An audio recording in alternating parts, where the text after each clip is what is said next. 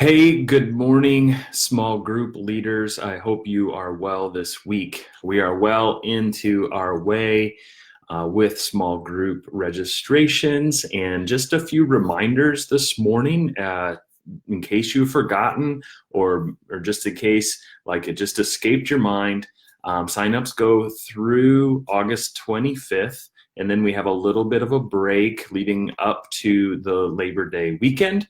And then the fall semester officially kicks off the week of September 9th and runs then through the early part of December. So that's really exciting. So that's the plan. Now, as people are signing up, it's always just a reminder for you to reach out to them and welcome them. So when their information comes to you and so, Bob and Nancy have signed up for your group, be sure to reach out to Bob or Nancy within 48 hours. It's a really it's a really good practice for all of us to touch base with them, introduce yourself, welcome them, and then also tell them when and where the first gathering will be, which means up until that time, just to keep in mind that personal invitation is the best way to add people to your group. I realize that your network of folks, if you're looking to fill some spots, may be somewhat small. That's okay.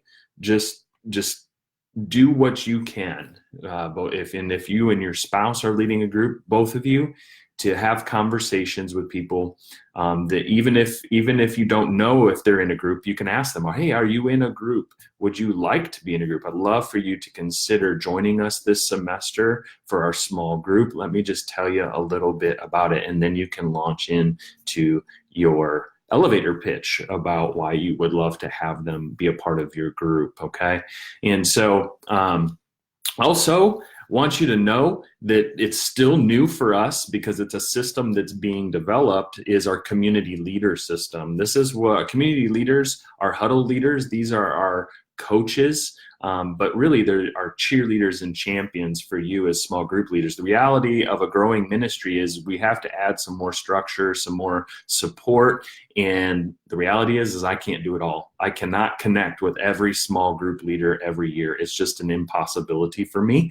And so we've been raising up community leaders to serve as point people, as huddles of small group leaders. So you have been assigned to a community leader who will touch base with you. And that's the purpose of a community leader, is to do for and with you what you want to do with and for your own group members. And so they're going to be in your corner, because the reality is that even though this is a new thing for us and we're experimenting with community leaders and adding these point people in, the reality is that many of you may feel like you don't need a community leader. Things are going well in your group, and that is true, because what I'm learning these days is that a small group leader learns just about everything that they need to know to effectively run a group within 10 to 12 group sessions. So that's not a lot of time, and so they learn a lot in a very short amount of time about how to effectively lead a group. And so you may feel like after that time you don't need a community leader. But based on some feedback that I've given and received, as well as multiple conversations with a lot of small group leaders, I know that you deal with tensions and you deal with frustrations, and you have to have someone in your corner. You need a community leader to at least ask you some questions, very simple questions about how you're doing and how your group is going. And so that's what their job is to do. Their job is to connect with you and just ask you a few questions a couple of times a year to see how things are going in your group, and then to ask, like, how can I pray for you? And then I'm going to pray for you. Even if things are going well in your group, your community leader, I hope, and the plan is to at least pray for you and to bless you. And so we need community leaders in our corners because of the tensions and the frustrations that we face as small group leaders. But also, here's the deal. I know this to be true. Only 5% of people can actually initiate self-change. right? It's initiating self-change is really, really hard, especially when the stakes are higher.